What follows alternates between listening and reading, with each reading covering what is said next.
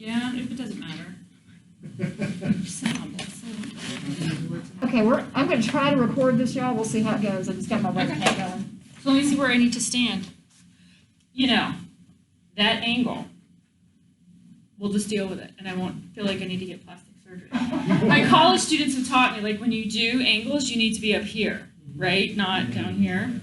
If you want to see that shorter, you can stand over here. Depends on the height you want to be. You hold it above my head. Yeah, you just hold it up there. Yeah, okay, I'm sorry, go ahead, do your intro. Okay, we'll get going. So thank you for attending us virtually and live.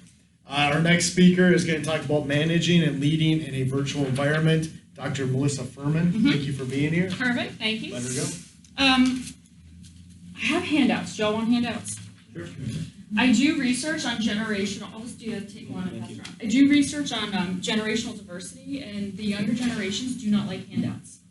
They prefer everything to be virtual and in a cloud somewhere that they can get it, but you're welcome to have a handout if you'd like. So thank you for having me here today. I'm excited. This is my first trip to Atlanta since pre-pandemic. I was like so excited driving in here. I actually lived in Atlanta for 7 years. I used to work at Emory University, and this is kind of my second home and my city of choice. But before we get started, I have a question for you. Here we go.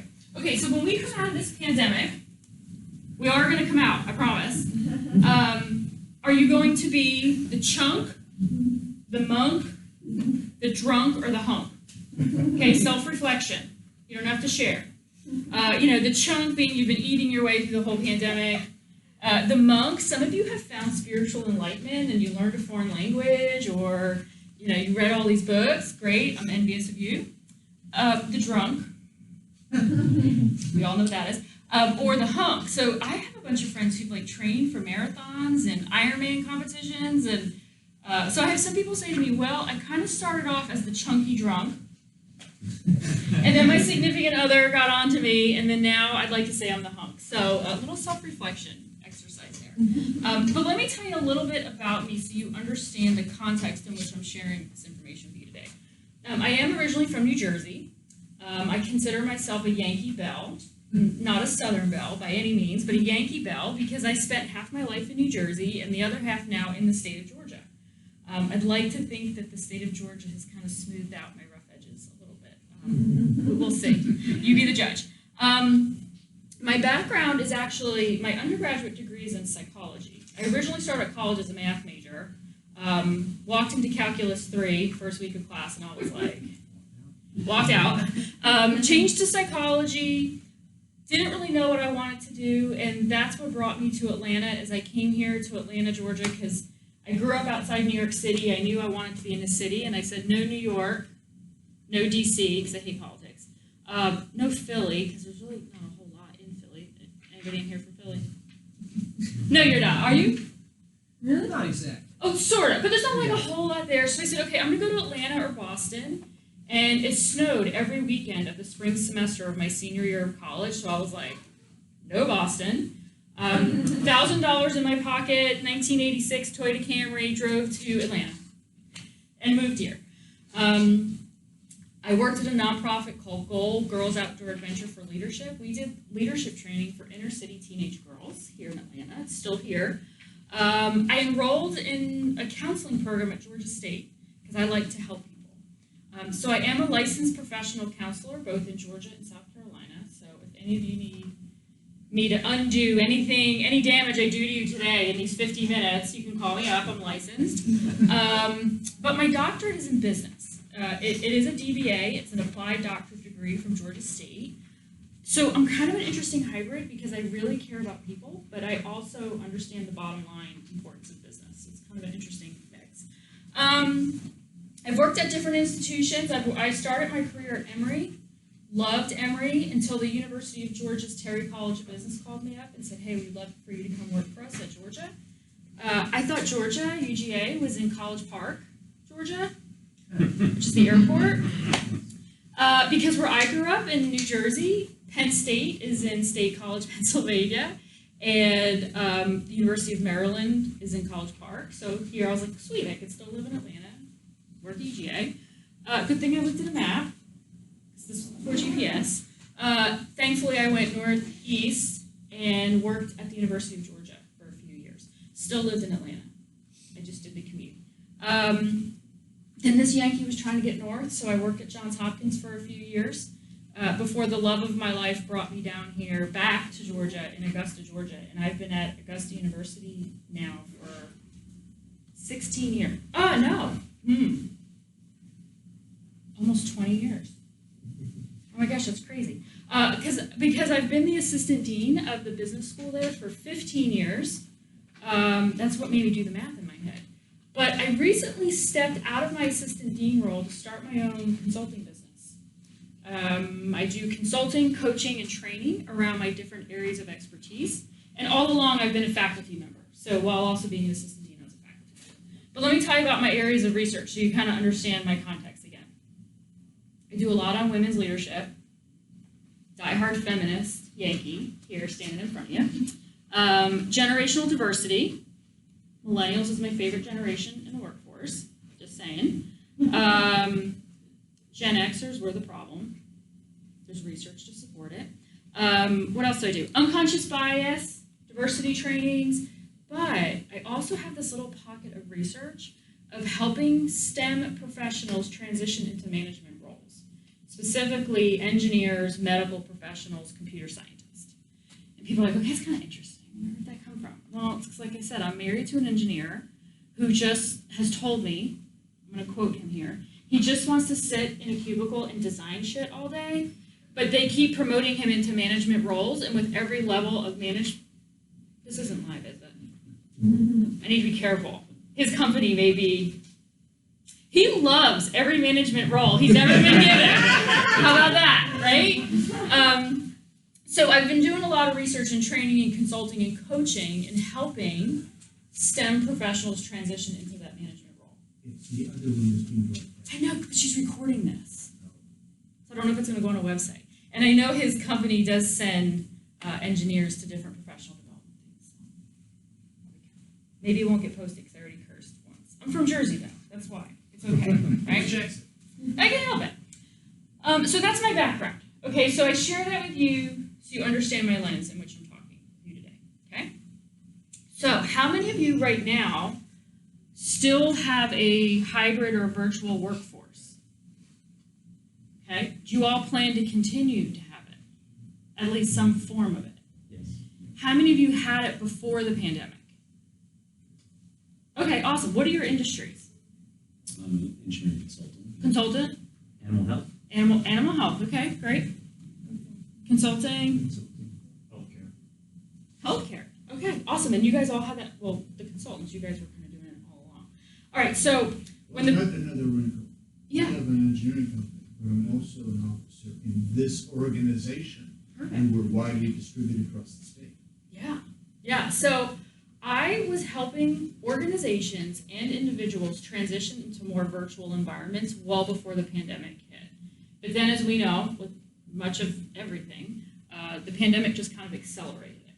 And so I'm actually, I forgot to tell you, if you notice the Georgia Tech, I'm also an affiliate faculty member with Georgia Tech through Georgia Tech's Professional Education Division. I'm a face-to-face faculty member down in Savannah, and I go down there once a month. I'm a virtual faculty member for most things here in Atlanta.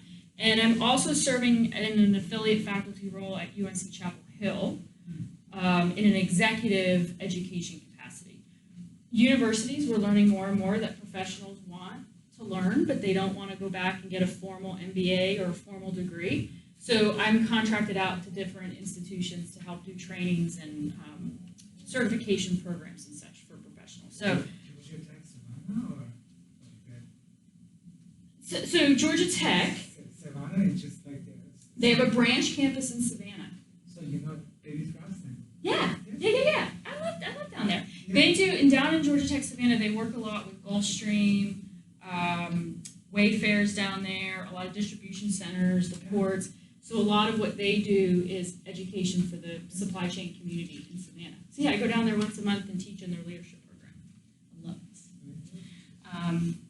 So if you see this, It's because out of Georgia Tech Professional Education, we actually have a course professionals can take on how to manage and lead in virtual environments. But what you all are going to get today is the Cliff Notes version. I went and cherry-picked a few pieces out of it that I thought would be helpful and meaningful for you today. And hopefully you'll walk away with one or two nuggets. The biggest takeaway that I tell people when the pandemic hit, and you were forced to go virtual overnight, is virtual is not the same as face-to-face.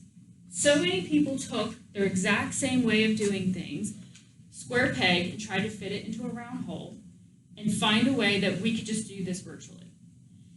And unfortunately, I was the bearer of bad news, basically saying to them, if you want to do that temporarily, that may work.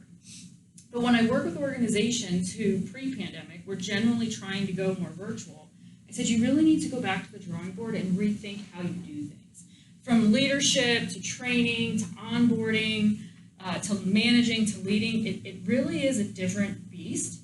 And you really can't just take what you were doing already and just apply it in a virtual environment. Even from a teaching standpoint, I have colleagues and professors who take what they do in the classroom and they're like, oh, well, I'll just put it online. And the student's on the other side of the computer, taking the class, and I'll just keep my slides and I'll just stand in front of a camera. Well, I'm going to tell you right now that you're not maximizing learning, and you learn differently virtually, and you may need to redesign your whole course for it to be effective. So face-to-face does not equal virtual. So because of my counseling background, this is going to make many of you very uncomfortable. I'm going to have you do some self-reflection exercises. I'm not asking you to participate, but share out loud. Just I want you to reflect inside. And so I want you to think about your organizations and what you do day to day, and tell me, we're going to go through this quiz, self-reflection, is it same or different? So for example, I want you to think about facilitating meetings. Okay? Again, just think in your head. Same or different? Can you facilitate a meeting the same way as face-to-face as you do online? Okay? So you're kind of taking inventory here. How about your work-life balance? Have you found that it's been same or different? Establishing trust between team members. Are you finding that that's the same or different? Would you do it in a different way face-to-face as you would online or virtual? Understanding team members' different points of view. Same or different? Monitoring team progress. This is the one I'm getting along with. Same or different? Developing high-performing teams. This is actually one of the trainings that I often do. People come in and say, hey, can you help us build and develop high-performing teams? And I say, sure. Are they virtual teams or are they face-to-face? I say, well, what does it matter? Oh, it matters, for sure. Being open-minded and sensitive to cultural differences. Do you think that that's different in a face-to-face environment or similar? Should tell you it's actually very different, and there's actually research right now that supports that women are already trying to climb the corporate ladder and progress in their careers. And the minute that they go virtual, they've already taken 3 steps back, and challenges are that much greater for them. A lot of promotion and career development happens informally in face-to-face environments, and then when you put them on virtual, many times they're out of sight, out of mind, and they're not having access to some of the conversations that happen in the hallway and such. So there's actually things that we can coach women on, and even men as leaders and mentors in help facilitate women as we continue to climb that ladder for equality. Ability to coach. Because if any of you serve in a management role, hopefully you have explored the areas of coaching. Because my generational diversity background, I will share with you that the younger generations do not respond well to the traditional management techniques that I was probably teaching you 15 years ago in a business school. They prefer more of a coaching approach. So not necessarily supervising or management. Oh, heck no, you can't manage them. You may think you can, but you can. You need to coach them, and you need to coach every single one of them differently. Think about like a football coach, since we have the championship game here tomorrow. You're going to coach your quarterback differently than you're going to coach your defensive lineman, right? So, are you finding in a virtual versus face-to-face environment, do you have to adjust your coaching methods? How about your ability to foster organizational commitment? And I'm going to add another layer to it, not just to foster it, but to assess it. Is it same or different? The ability to work on projects with a high degree of complexity. This is where I'm hearing the most feedback from organizations right now. Like, okay, when we were doing very simple tasks, when we transitioned, this was kind of easy, but now that we're really getting into the hard stuff, we're finding it much more difficult to function in a virtual environment than it was face-to-face. Communicating goals and directions with the focus on the big picture. Same or different? The ability to establish and meet metrics for projects and goals. This one actually is a little easier to do, to translate over into a virtual environment. Okay, so what that was a self-reflection quiz, and if you were my client, I would sit down with you and we would have done this quiz and identify kind of where your challenges are and where we need to focus on helping you navigate your challenges in this transition. Again, this is just the Cliff Notes version. There's a lot of different challenges that exist with virtual environments. We all know it's impacting culture. If my research expertise was in studying culture, man, oh man, oh man, would I just be foaming at the mouth right now studying this? This isn't my area of expertise, but to study how this quick transition is having an impact on culture, I think is going to be huge. I think there's going to be some really cool research that comes out about a year from now. But clearly, virtual environments do have an impact on culture, and if you studied some of these big organizations who've been virtual for years, they will tell you that they've had to develop a culture around this virtual environment that they've had for the last 15, 20 years. It does impact accountability and visibility. It does present many security challenges. Hopefully none of your organizations have stumbled upon this over the last 2 years. It does present work-life balance challenges. This is different depending on the generation. I'll tell you right now, when the pandemic happened, the younger generations, and I'm a big supporter of not compartmentalizing and putting labels, so you won't hear me use the M word. Y'all know what M word I'm talking about? But they were like, yeah, how about that? Booyah. We've told you we can work from home. We told you we didn't have to come to work. We're actually finding now as researchers that generation is actually looking forward to coming back to a face-to-face environment.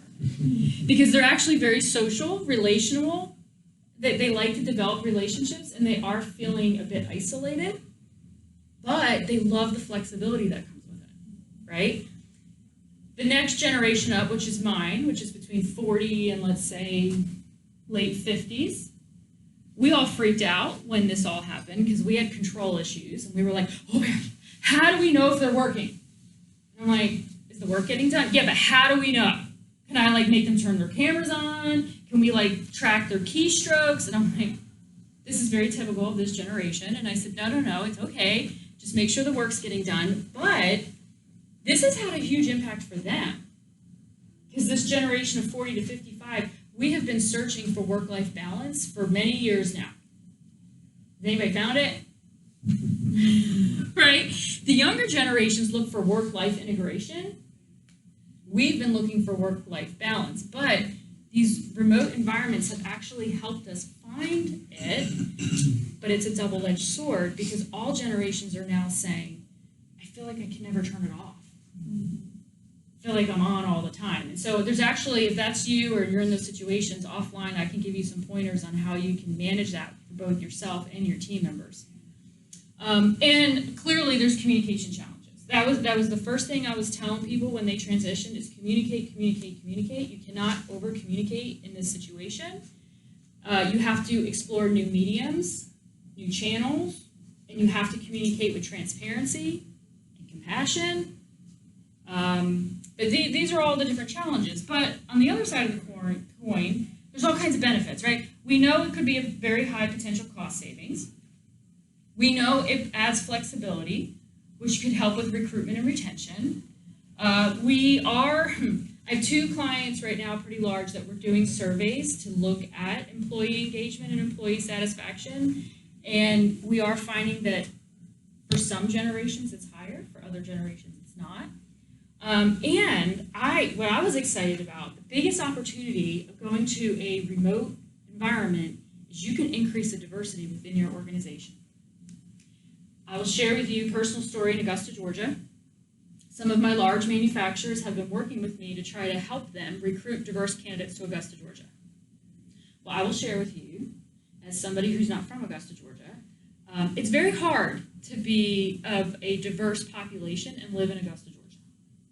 Especially if you're single and you're looking to date and or get married, it would be very hard. And so they have a hard time recruiting and retaining. Now that they've transitioned and they're looking at a more remote environment, they can still have diverse candidates working for their organizations, but live in more urban areas or areas where they feel more included with their communities. And I told the Augusta local employers, the smaller ones, I said, you better watch out because your Augusta folks who didn't want to leave or they're very family oriented, they now can leave you as an employer because they can go find jobs at other organizations, right? So the pond has gotten much bigger. So that's one of the positives. And we actually have seen an increase in productivity. And this makes sense to me because based on my research, we have found that the younger generations get more work done in 8 hours than any other generations combined. Well, not combined. Any other generations individually. So if you look at any of them. Do y'all believe me? No. No, because if you're between 40 and 55, you're like, heck no. But let me give you the caveat. It's not 8 consecutive hours. Right?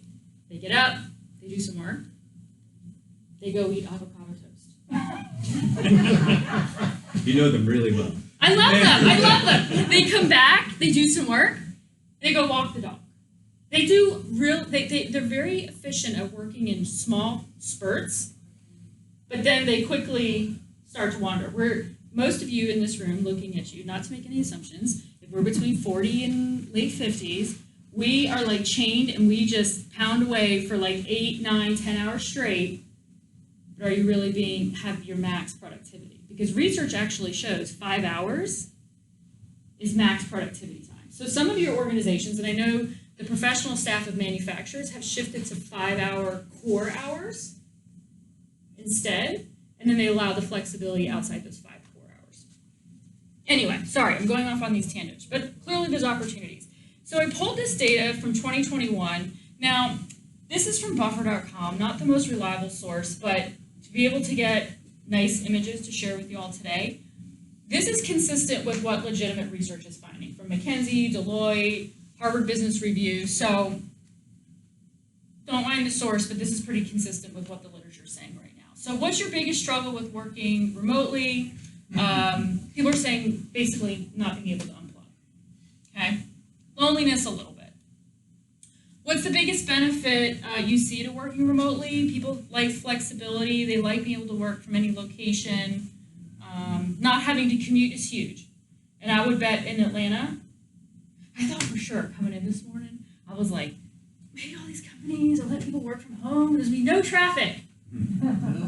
Was there no traffic here, like in the thick of the pandemic? Yes. Was it amazing? Like, can you imagine driving on 285 or 75, 85 and having no traffic? It was no traffic, and after, everything kind of going back to normal, you hit the traffic and You would have thought for sure the 400 interchange would have gotten done, right? I mean, like it was prime time to get that done. I'm just so glad. Does anybody have to commute through that right now? Dang. Would you say you are working less or more now that you're working remotely? You'll see that 45% said they're working more, 42% says they're working the same amount. I am hearing that from a lot of clients that they just feel like they're working longer. And I said, okay, and they're working harder. And I said, maybe you need to work smarter, not harder, right? I feel like in talking to them, what is their actual max productivity? What has changed the most now that you work remotely? And you'll see the biggest one here, 41%, is how they collaborate and communicate. And this is where people are still trying to struggle. Not trying to struggle, where people are still struggling and trying to figure it out. Like we haven't figured out what works for us yet. And I'll tell you, a lot of organizational leaders, what was their solution? What's the one thing that organizational leaders love to throw at you when they're trying to find a solution? technology. They all went out and like bought all this technology and they're like, here we go. But we all know if you've ever studied change management, technology is only as good as the people who are willing to use it, right? We found that out today. You found that out today. Did you find that you're in more meetings? Yes. Now, I do a lot of coaching of, again, a lot of times STEM professionals who are transitioning into management leadership roles or whatever. And the number one thing that they ask me is, can you help me with time management? So being the mental health professional that I am, I sit down with them, I peel back the onion. It has nothing to do with them managing their time. It's about them managing themselves. And it's about them managing their calendars. And it's about them working smarter, not harder. And I've actually challenged 3 organizations that I'm working with right now. Your goal before the new year is to find ways to minimize meetings. I will share with you the generation of ages, let's say, early 60s.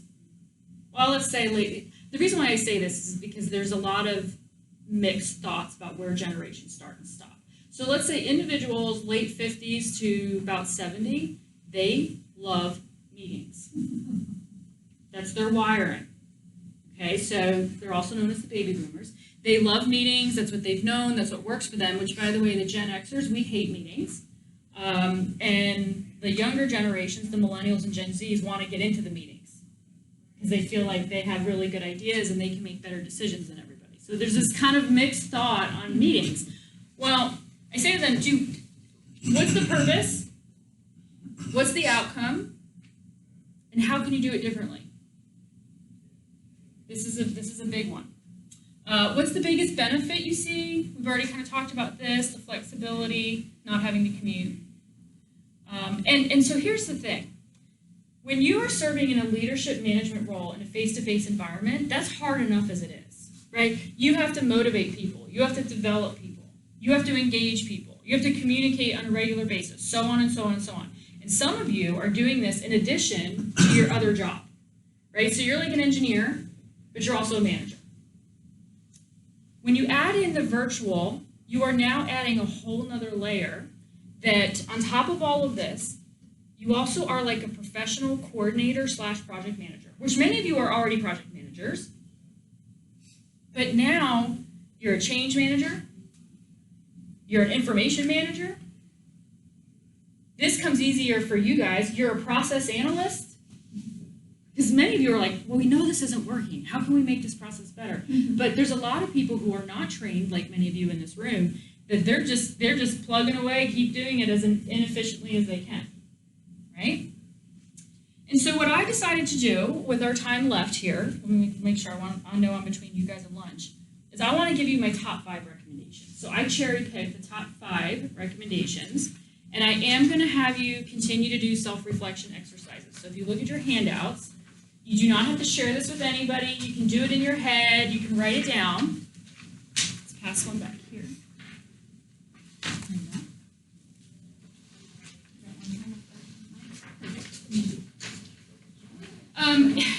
If you are transitioning from face-to-face to virtual, or your organizations are just thinking about going virtual 100%, my number 1 recommendation to you as a manager, and leader is this, is you have to embrace it.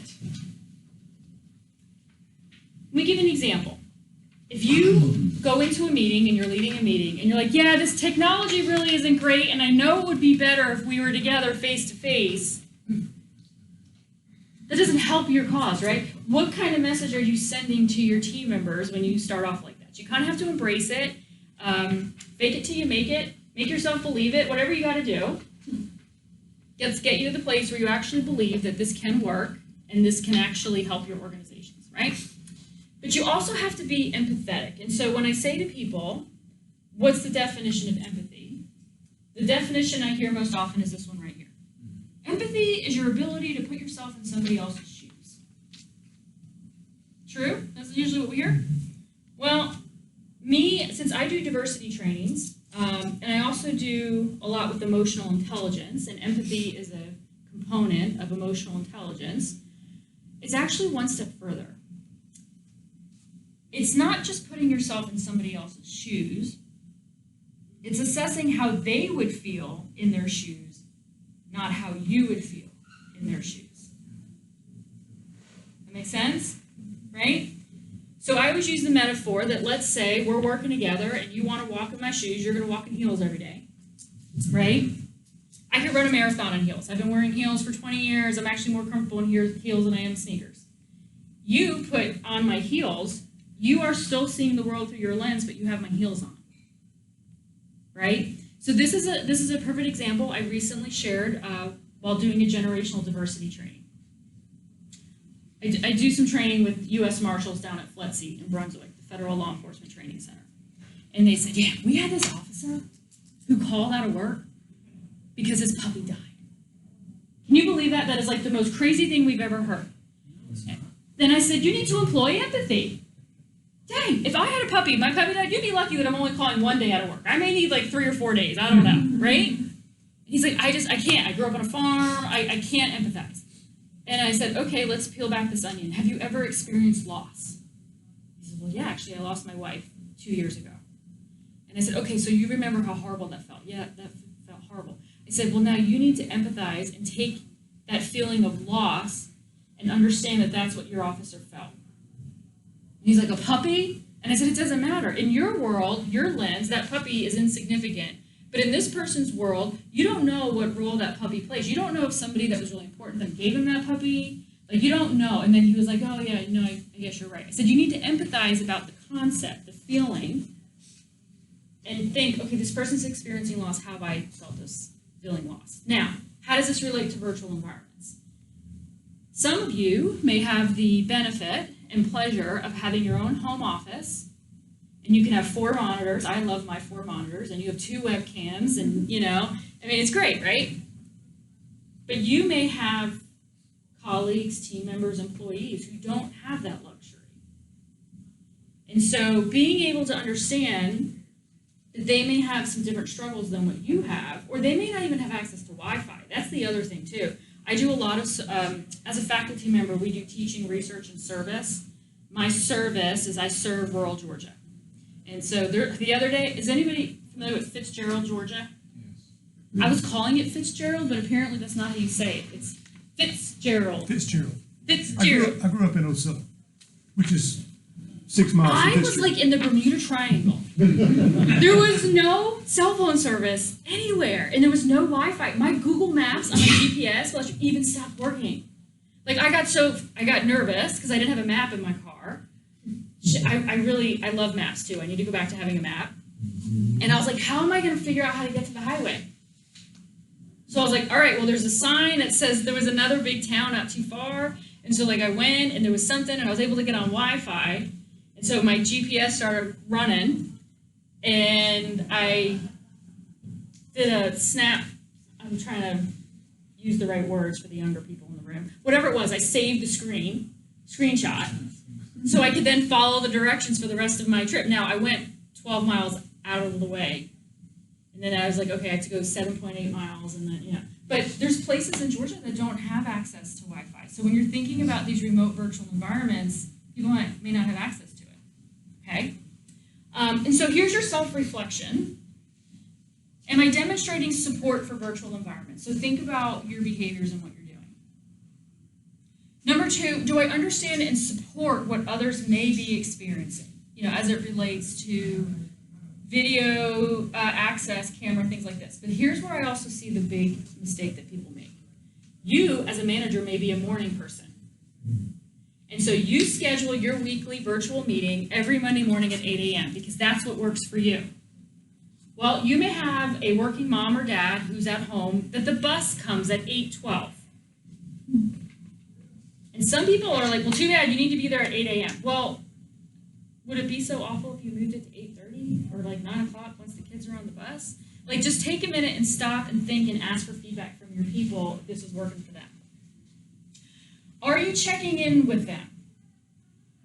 Asking them specifically, how are things going for you? How can I help you with this virtual environment? What challenges are you having? When you're in a face-to-face environment, you could just tell. You could just tell by looking at your team members that like they're having a hard time, right? You could just tell. But when you're not seeing them and you don't see all that every day, you need to make an effort to verbally check in with them. Do your virtual and on-site employees have equal access? Let me give you a perfect example of how I coach organizations. If you're having a team meeting and you have 3 people in a conference room with a webcam, let's say in here, and then you have 6 people who are virtual, those 6 people who are virtual have a disadvantage over the people who are physically sitting in the room. So what's the solution? Anybody know? You have the 3 people sitting in the room, open up a laptop, and they each have their own individual screen, so everybody has access to all of the nonverbals and the side conversations going on. I cannot tell you how many organizations over the last 2 years have asked me to come in and facilitate diversity strategic planning sessions or whatever, and they had 2 or 3 people who were remoting in because of health issues. They couldn't come on site. I said, this isn't right. This isn't right that they physically can't be here. And they're like, oh, well, we have a webcam in the back of the room, so they'll always be able to see you. I said, yeah, but they don't hear the conversations of these 2 VPs over here, the nonverbals of the person over there. And so we just made sure everybody got on virtual. That's all. So I'm going to keep going on that. So the second thing you need to do, and this is really hard, and this is where I actually have to coach people on how to trust. You need to trust people that they're doing their job. So we're going to do a really quick quiz on whether or not you're a micromanager. Now, don't share your answers. Share them in your head. So, are you constantly checking on where your workers are at all times? Yes or no? Okay. Do you ask to be copied on all emails? Can you imagine? That would be like my nightmare. Are you reluctant to delegate? Do you break projects into small tasks that make employees feel like their contributions are insignificant? Like, do this little thing when you're done, come back. Do this little thing when you're done, come back. Do you check and double check on deadlines and ask for frequent updates even when they're small tasks? Do you rarely ask for input from others? I will share with you, it is a common characteristic of that generation between 40 and 55 that we don't typically ask for feedback because we know we're doing a good job and we don't need somebody to tell us that. I'm making generalizations. Do you apply the same level of intensity and scrutiny to every task, failing to prioritize? This is a common frustration I hear from young professionals. My boss thinks everything's important. And I need to figure it out. Are you never really fully satisfied with the final work product that other people produce for you? Do you take great pride in correcting or changing other people's work? This could be a lot of things, but are you subject to extreme mood swings? By the way, I'm doing this workshop. I'm on like the speaking circuit right now, and I'm out talking about burnout because again, the Gen X generation, 40 to 55, was experiencing extreme burnout well before the pandemic. And me being a mental health person, I was ready to hit the circuit to do burnout, and then the pandemic hit, and now everybody's burned out. And Gen X looks like a match that was just blown out. Like our heads are like. And there's like this little bit of smoke coming out because we're for real burned out. This could very well be a sign of burnout, okay? All right, so if you answered yes to more than 3 of them, you may be demonstrating micromanagement tendencies. And so let me ask you this. How many of you have ever worked for somebody who was a micromanager? Okay, how did it make you feel? But okay, you guys are so good. I should have known what I'm getting myself into. I need to put up a feelings chart with emojis and be like, point to the smiley face of how you feel, because you guys aren't like great about expressing your feelings. But how did it make you feel? Angry. Angry. Good. Drained. Tired. Never get anything right? Exhausted. Annoyed. Annoyed. How about just underestimated? Yeah, like you just felt like, am I not confident to do that? Yeah. I encourage you to employ empathy if you are demonstrating micromanagement tendencies, which we all tend to do occasionally. But what happens when we start feeling like we're losing control, we go to that place. okay? And when you're transitioning from a face-to-face to a virtual environment, many people feel like they're losing control. So suddenly this big bad bear micromanager comes out in them that never existed before. And so I just encourage you to reflect upon that and think about how you felt when you were micromanaged, and think about how you may be making your team members feeling, how they may be feeling because of it, okay? Number 3 is you need to focus on outputs. And so I want to ask you all, what are some different ways that you can focus on outputs other than tracking hours worked and attendance? What are ways that you can track outputs, or your organizations are doing it currently? Just the work product. You know, what is it this person's supposed to be doing? Did it get done? Yeah. Well, you know, if there's something, if it's a 3-step process, you know, hopefully there's some indication that step 1 and step 2 have been done, and have they been done at or around the time they're supposed to get done? Yeah, binary, yes or no. Did it get done? What else? What's another metric that you could use? In Georgia Tech, we have instructors, we have survey at the end of the semester. Yeah, so evaluation, getting feedback. What else? Milestones, timelines to hitting the different milestones. And that's actually what organizations are finding right now in these remote environments. They're actually hitting their deadlines quicker and hitting their milestones faster. But at what expense is what I'm asking the leaders, right? So what I'm telling people is start thinking about other ways that you can measure productivity without just saying, I need them to sit in their seats for 8 hours and work 40 hours a day. This is a whole pendulum culture shift, especially for Americans, because you question who invented the 40-hour workday, the 5-day work week, the 8 to 5 hours, who invented, you know, and somebody told me the other day, Henry Ford. I don't know if that was Henry Ford. It's kind of a rhetorical question, but someone's like, no, actually, it's Henry Ford. Well, U.S. labor unions. U.S. labor union.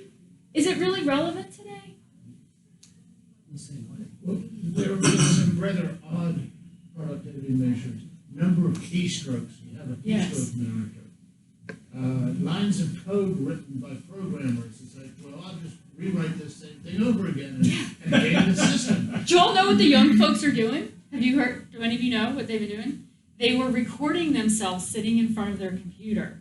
And then they would go and change outfits, and they would have like 6 or 7 different recordings, and they would just turn it on so their boss would think that they'd be there.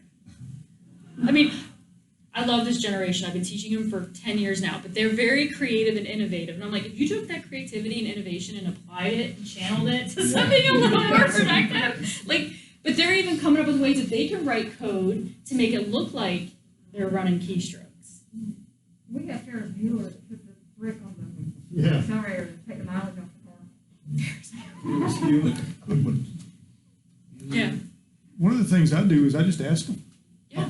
how's your week been? I got one guy, Adam, and some weeks he'll tell me, man, it's been lousy. I just can't seem to be productive. And other weeks he'll say, man, I've knocked it out. It's been really good. And you're supportive of that. Yeah. That's awesome. And that's going to help people overcome burnout, because there are going to be days and weeks where people just can't seem to focus. They just can't seem to get stuff done. And you need to give them some grace with that. So that's awesome.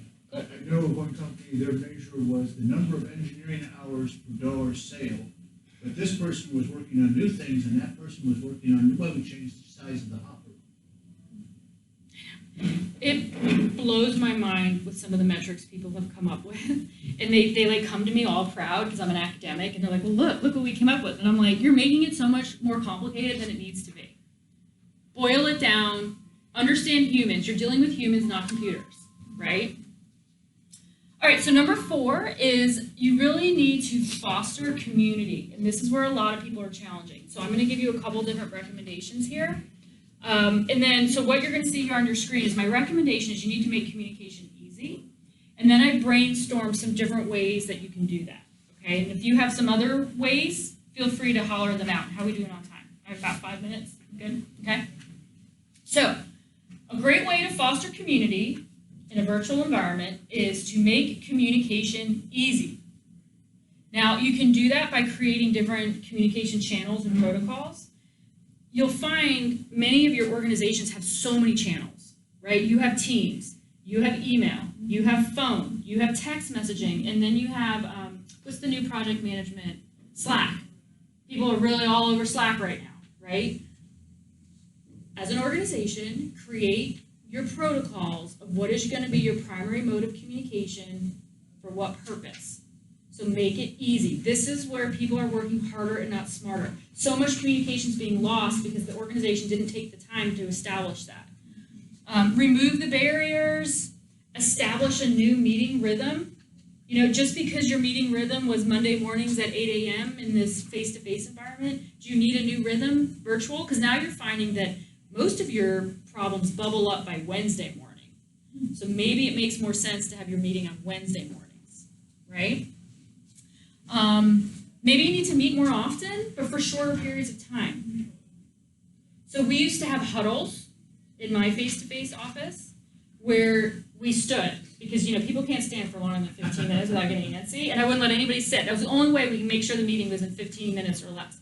Okay, well, how could you simulate a huddle virtually, right? So make communication easier, build trust and be fair, which y'all probably know this, but fair is not equal. You may have to teach your employees that to be fair to everybody doesn't mean everybody has to be equal. Reinforce or create cultures and traditions. So a lot of organizations, so there's one big, ADP, big company in Augusta, they have a solution center there. They have some amazing cultures and traditions built into their culture that is very specific to being face-to-face. And so I've been working with them recently because they may be staying online. They're saying, okay, we need to rethink how we can embed new traditions to build our culture and keep our culture. For example, like fact or joke quote of the day, but I've seen that one backfire. It's got to be clean. You got to set some parameters around it. And I will tell you, my husband specifically, you know, we had to share our office space. Well, I have a home office, so let's just be honest. He encroached in my home office when he had to work from home. And they started doing this, and I'm like listening, and then afterwards, I was like, that is not okay. Like, I do diversity trainings, and you need to be better about picking your jokes. Invest in connection, like make a conscious effort to get your people connected. Things like planning for social connection, now that we actually can get out with certain parameters in place, create opportunities for them to get out and see one another. Budget for the social connection things, different activities you can do.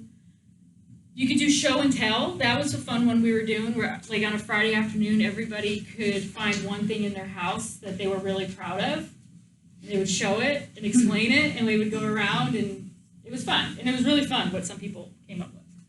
And you have to celebrate success so much more in a virtual environment than you do a face-to-face one, okay? You really have to do weekly recognitions, have appreciation themes. Most people prefer to be appreciated, not necessarily recognized. A lot of organizations have recognition programs, and you're going to find most people don't, I mean, some people like it, but most people, it means more to them that they're feeling appreciated. So you need to figure out how people feel appreciated. Are any of you familiar with the 5 love languages, the book?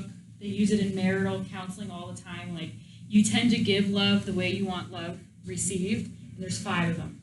You do it through gifts, words of affirmation, acts of service, time, and touch.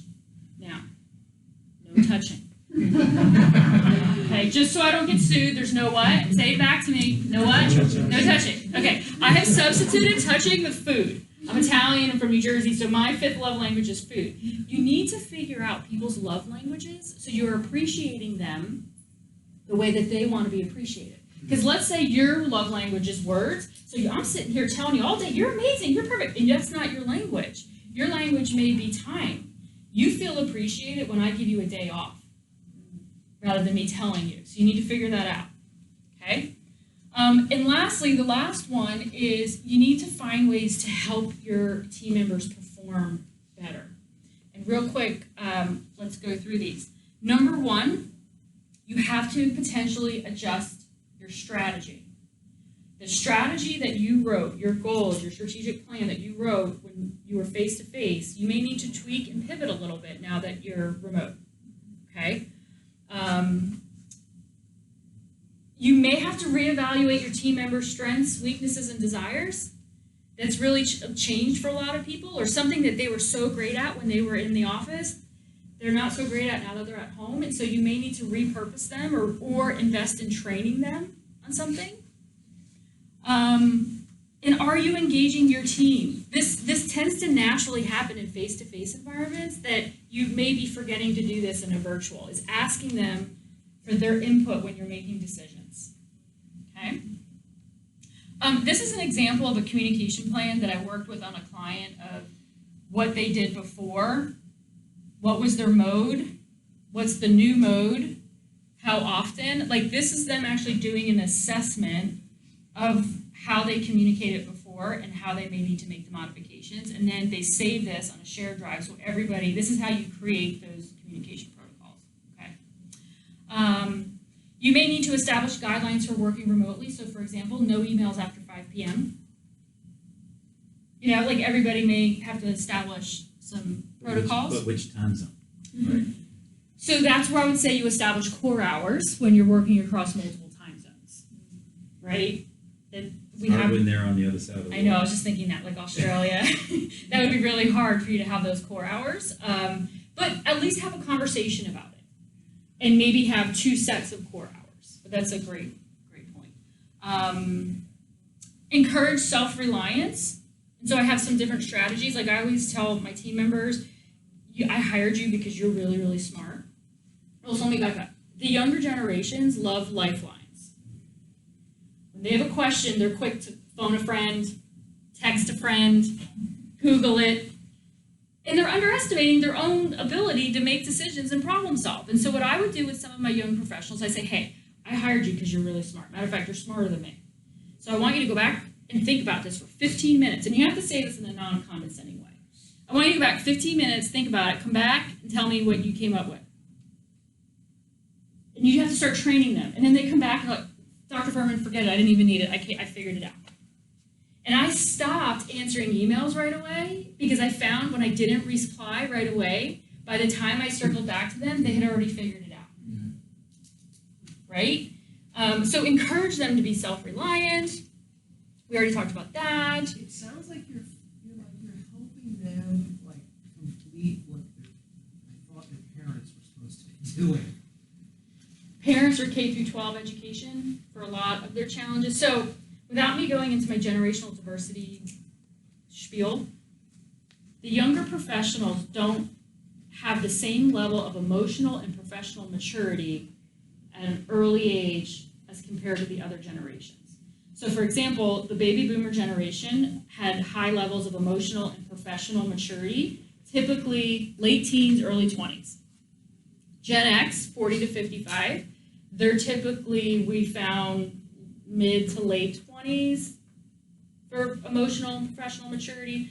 I hate to pull out gender, but women tend to mature faster, so that's what's thrown off because the men, it's typically like 30, and the women, it was typically 26. So we'll go in the middle. The younger generations, we're not seeing that professional and emotional maturity till their 30s. And they're learning, they're very green, and you need to think about where did you learn and how did you learn? And you're gonna be like, shoot, I learned when I was 12 years old. Or I learned from my parents, or I learned from church, or I learned from that job pulling weeds when I was 15. They didn't have all those experiences, so they're learning on the fly in your workplaces. So rather than what I call doing the Heisman, where you're like, lean into them and mentor them and help them, but expect them to be green. Is it because of the interactions online? Because I find that some of these things you're talking about kind of boil down into positive parenting. And is it the constant access to internet and It's a lot of things. the different ways they're communicating? If we could pinpoint what one main thing, as researchers, we could come up with a solution, but we can't. It's multiple things, right? And there's cultural differences, socioeconomic differences, it's a lot of different things, and it's the same for every generation, right? Don't forget to continue to help your people with their career development, even though you're in a remote. That's kind of, people have been really distracted, and I'm telling people, come back, because this is, all generations care about this, And if you show them that you care about their career, they feel like you care about them, and that's the way that you're going to be able to retain them. Okay? And so this is just in closing real quick. I can sum this up and then not get in the way of lunch. If you are going through a transition, just note that it takes time. You can't just flip a switch, have it happen, make it work, be successful. And then the biggest mistake I see people making is that they're making assumptions as to what their employees' problems are, or making assumptions on solutions. Don't make assumptions, ask. Ask them, what are your challenges? What can I do to help fix them? Don't assume. Don't hesitate to answer the why. Don't just implement new technology or a new protocol or a new communication plan without explaining the why. They want to know why. Why are these our core hours? Why do our cameras have to be on? Why do we have to do it this way? Why? And if your answer is because I said so, or that's the way we've always done it, it's not gonna fly, okay? I think a key takeaway is a lot of these decisions right now are being made at high organizational levels, and I'm coaching them. Let your frontline managers decide. Be flexible. Your frontline managers know their teams better than any of the senior leadership does. Historically, those frontline managers are the ones who have been the people stymieing the changes that are needed. Yes, touche.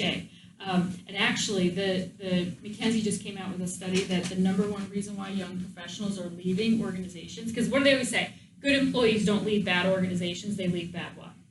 Managers. They're saying the young generations are leaving because their managers are not embracing their innovative thinking. They peeled back the onion and they were like, but it's my frontline manager who's getting in the way. They're the ones. My first supervisor was a first-line manager at age 70. You couldn't imagine why anybody had another career intention. Yeah. So, senior leadership, it needs to trickle down. They set the tone, the directive that we are going in this direction, this is what we're going to do. And then you need to provide training to the frontline managers. And you need to assess the frontline managers. And if they're not doing it, there's some kind of, I don't want to say consequence, but some follow-up to make sure that the frontline managers know how to manage a virtual team, know how to empower and encourage and motivate a virtual team. Because you're right, if you don't have the frontline managers, you're dead in the water.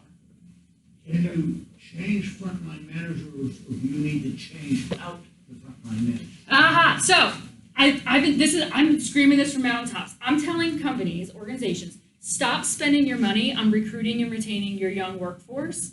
Take that money and invest it into training your managers. Because that's where the problem is. So I always say to them, you can either train them or you change them. And this is where the STEM professionals transitioning to management roles. Why did you take your highest performing engineer and make them a manager? Because they earned the opportunity. But did they want the management position? Because you'll hear 50-50, some of them want it, because, and then you say, why do they want it? Well, because there's more money that comes with it, or because there's a prestige factor, or because I want decision-making authority. If the motivations aren't right, they just don't need to be the manager. And then you have people like, I don't want to be a manager. So really, out of your technical professionals, really only about 15%, I'm just throwing a number. There's no research behind that. Melissa Furman's gut. 15% generally want to be a manager and are open to learning how to be a manager for the right reasons and for the right reasons. So you need to think about that. Okay? We'll go. I don't want to keep you all from lunch, so go to lunch. You have my contact information. If you have any questions, need your help, let me know. Thank you very much. Thank you. Quick announcement, is